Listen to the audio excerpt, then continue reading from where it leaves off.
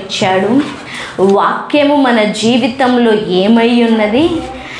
వాక్యాన్ని చదివితే మనమేమవుతాము, వాక్యాన్ని చూస్తే ఏమవుతాము, వాక్యాన్ని అనుసరిస్తే ఏమవుతాము అన్న విషయాన్ని మనం తెలుసుకుందాం.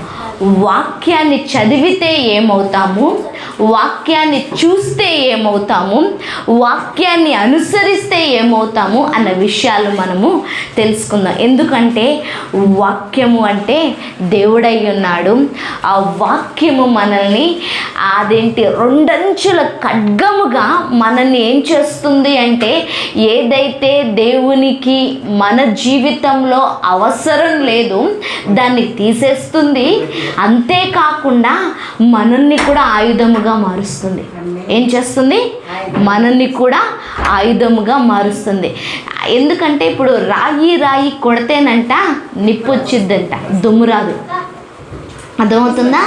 అంతేకాకుండా ఈ ఇనుము తగిలితే పదును పెరుగుతుంది. ఏమవుతుంది? పదును పెరుగుతుంది.